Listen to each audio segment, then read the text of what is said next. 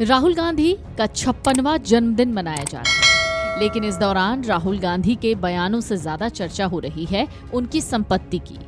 तो राहुल गांधी कितने अमीर हैं और उन्होंने अपने नाम पर कितनी संपत्ति जमा कर रखी है, चलिए जानते हैं। राहुल गांधी की कुल संपत्ति के बारे में हर कोई जानना चाहता है। ये भी जानना चाहता है कि उनके पास कितने घर हैं, उनकी आय का स्रोत क्या है और क्या उनके पास लग्जरी कार्स भी हैं। लोकसभा चुनाव के दौरान दाखिल किए गए चुनावी हलफनामे जो बताते हैं, उससे ये पता लगता है कि राहुल गांधी की संपत्ति सोच से थोड़ी अलग है।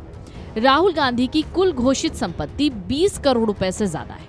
उनकी संपत्ति में शेयर बाजार, निवेश, म्यूचुअल फंड, बैंक जमा, बॉन्ड और अचल संपत्तियां शामिल हैं। दिलचस्प बात यह है कि करोड़ों की संपत्ति होने के बावजूद उनके हलफनामे में कोई निजी कार दर्ज नहीं है। राहुल गांधी की संपत्ति में पिछले कुछ सालों में उल्लेखनीय वृद्धि हुई है। उनकी आय सांसद वेतन, किराया, रॉयल्टी, ब्याज, डिविडेंड और निवेश से होने वाली कमाई से आती है। तो चलिए जानते हैं राहुल गांधी के नेटवर्थ, प्रॉपर्टी, निवेश, आय के स्रोत और उनकी लाइफस्टाइल से जुड़ी कुछ जरूरी बातें। राहुल गांधी की नेटवर्थ जान लीजिए।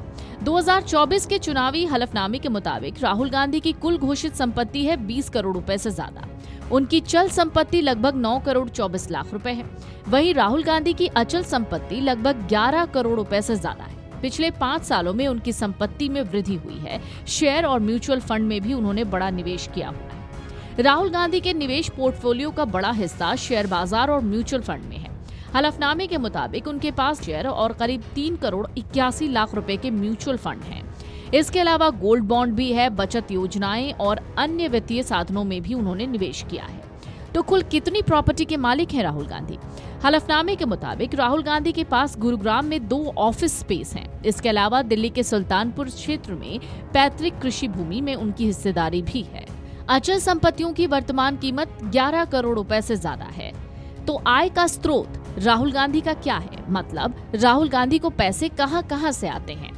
तो पहला है सांसद का वेतन, यानी राहुल गांधी सांसद भी हैं और उन्हें सैलरी भी मिलती है। तो आय का एक मुख्य स्रोत राहुल गांधी के लिए उनकी सैलरी भी है।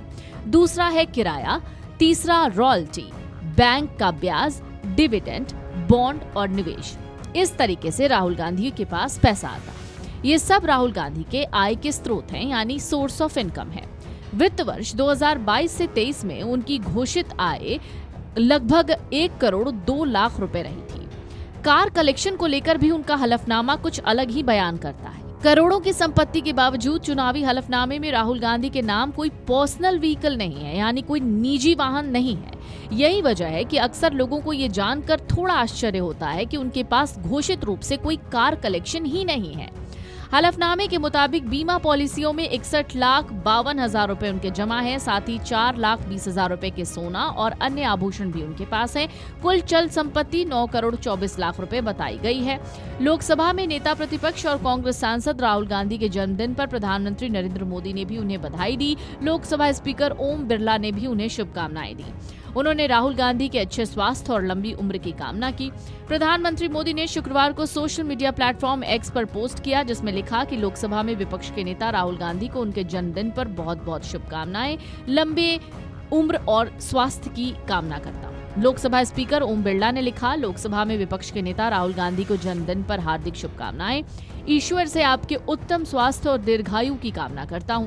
वहीं राहुल गांधी के जन्मदिन पर कांग्रेस के तमाम बड़े नेताओं ने उन्हें शुभकामनाएं दी हैं। इनमें मल्लिकार्जुन खड़गे का भी नाम है। कांग्रेस के वरिष्ठ नेता और उत्तर प्रदेश के रायबरेली से सांसद राहुल गांधी 56 साल के हो गए हैं। 1970 में जन्मे राहुल गांधी ने 2004 में औपचारिक रूप से राजनीति में कदम रखा, जब उन्होंने उत्तर प्रदेश की अमेठी लोकसभा सीट से चुनाव लड़ा, जिसका प्रतिनिधित्व पहले उनके पिता करते थे। उन्होंने शानदार जीत हासिल की और अपने संसदीय करियर की शुरुआत की। सितंबर 2007 में उन्हें कांग्रेस महासचिव नियुक्त किया गया। जनवरी 2013 में राहुल गांधी को कांग्रेस का उपाध्यक्ष बनाया गया। बाद में 16 दिसंबर 2017 को उन्होंने कांग्रेस पार्टी के अध्यक्ष का पद भी संभाला। अपने कार्यकाल के दौरान उन्होंने कई चुनावों में पार्टी का नेतृत्व किया। लोकसभा चुनाव में पार्टी के खराब प्रदर्शन के बाद जुलाई 2019 में राहुल गांधी ने कांग्रेस अध्यक्ष पद से इस्तीफा दे दिया। 9 जून 2024 को कांग्रेस की ओर से वो आधिकारिक तौर पर लोकसभा में विपक्ष के नेता बनाए गए। ये राजनीति में उनका पहला औपचारिक संवैधानिक पद भी था। अब राहुल गांधी लोकसभा में नेता प्रतिपक्ष हैं। समय समय पर वो सरकार को घेरते हुए नजर आते हैं। उनकी फैन फॉलोइंग भी अच्छी खासी है। Video desk amarujala.com। अगर आप ये वीडियो YouTube पर देख रहे हैं तो हमारे चैनल को सब्सक्राइब कर बेल आइकन दबाएं और Facebook पर देख रहे हैं तो हमारे पेज को लाइक करें।